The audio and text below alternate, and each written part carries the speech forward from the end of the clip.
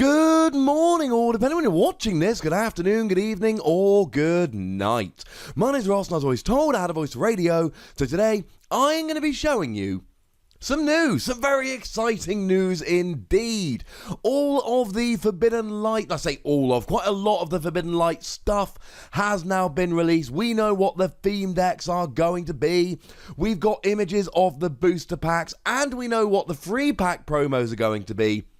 And to put it incredibly bluntly, this is exciting, and you should be excited. Now, the news today does all come from the lovely Matthew Varive over on Twitter, who has been leaking all of this news today. So, I have no idea how to pronounce this particular Twitter name, but I'll pop it up there on the screen so you can see it. But he is a person who runs PidgeyNet, PidgeyWiki, etc., so there you go. And let's start off with the first and honestly most exciting piece of news from all of this. We know what the free pack promos are going to be. This is where you get free packs of cards and a promo card, hence free pack promos. And they are going to be Tapu Koko and Tapu Lele. And that, ladies and gentlemen, is exceptionally exciting.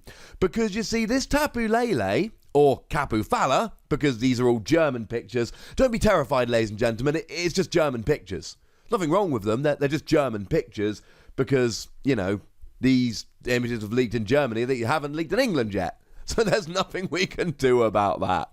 And Tapu Lele is coming, and this is incredibly important, because this Tapu Lele, we've talked about this before. Tapu Lele was supposed to be coming in Sun and Moon 2+. That is absolutely ages ago. Sun and Moon 2+ should have been in Sun and Moon 3. Sun and Moon 3 was Burning Shadows. That was a while ago. It is actually coming in Sun and Moon 7. That's right, ladies and gentlemen. Sun and Moon 7. Celestial Storm, which I feel like I might have called it Forbidden Light once or twice at the beginning of this video. Sorry if I did. Celestial Storm is coming out in August. It is our next set that's actually being released, and we're finally getting Tapu Lele. Now, the interesting thing is, we've actually had this Tapu Lele. The Fairy alternate art reprint, alternate type reprint, came out in Ultra Prism, which is Sun and Moon 5. So we got the alternate type reprint 2 sets before the original, and for a long time there was a lot of speculation as to whether this would ever be released. Now, we got the fairy version. What's so good about the psychic version? Well, I suppose the psychic version can use Dimension Valley and expand it to attack for a single energy. That in itself is pretty good. And the psychic version fits nicely into Garbola Espeon, which was for a while one of the best decks in the format. But, you know, the fairy version works really well with Gardevoir, and either of them can use counter energy if you're behind on prizes. So it really does seem a little bit odd to me we've had to wait this long. Why was it not actually released along with Sun and Moon 3, Burning Shadows? Well, initially the rumour was we were going to get a Tapu Lele pin collection, just like the Tapu Koko pin collection, and we were going to be getting it in that. And then rumours, and I heard a whole bunch of rumours. One of the more credible rumours I heard was that Tapu Lele, there was some kind of problem with a pin badge production. That was one that was given to me by a bunch of different people.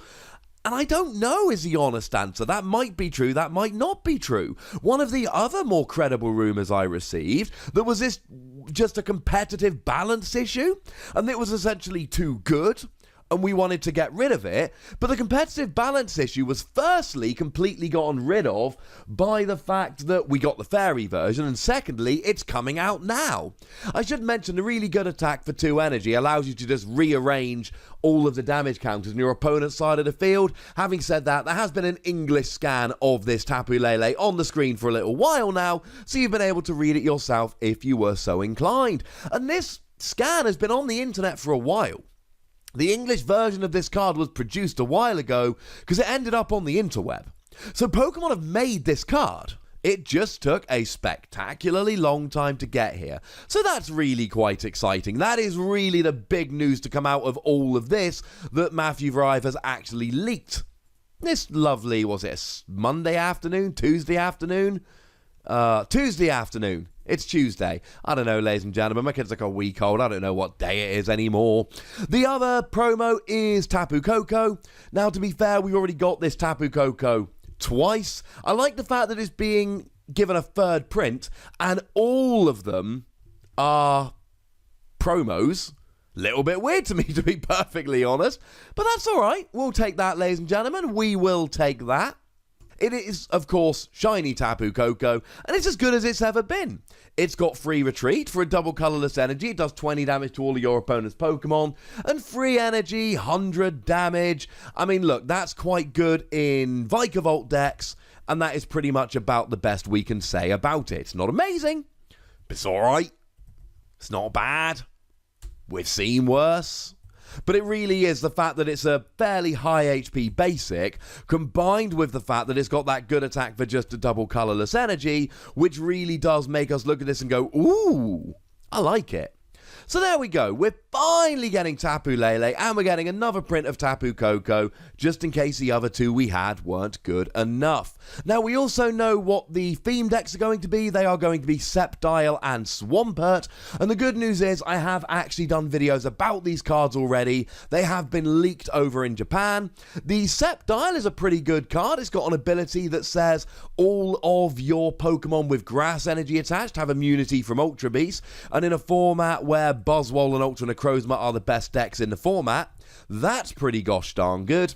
And the attack does 20 damage for each energy you've got in play. It's alright. It's alright. Stage 2, bit of a pain.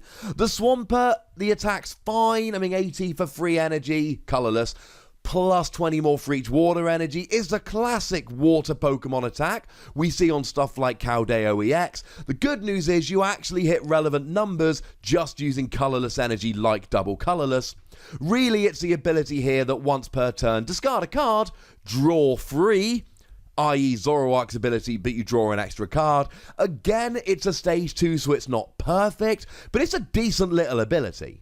I expect it to see a little bit of play, and that is kind of cool. Why are we getting these two but not Blaziken? Because the Blaziken that's coming out in Celestial Storm is, of course, a GX.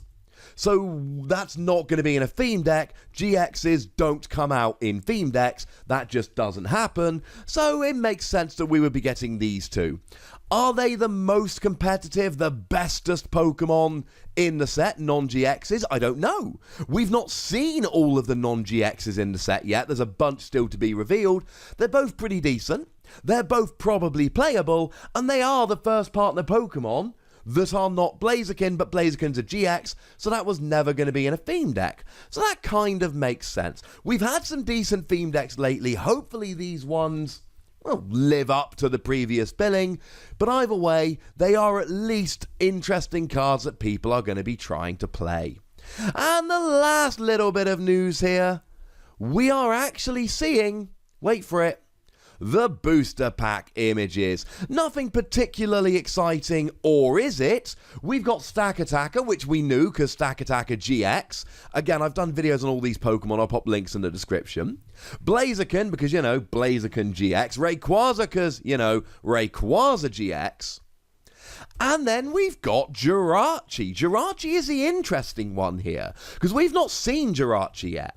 First thing this does is confirm that there will be a Jirachi coming in Celestial Storm, and generally speaking, it's probably going to be a GX, because the booster pack images generally say a GX. One of my predictions, and I wasn't the only one that predicted this, was that we were going to be getting a Jirachi Prison Star, but honestly, booster pack Pokemon tend to be GXs. So I would not be surprised. Is this confirmation we're getting a Jirachi-GX? No. No, it's not. But it doesn't have to make it look like we are. Oh, and if anyone's really interested in seeing a larger version of the Blaziken art, which to be honest I am because it's beautiful, here you go.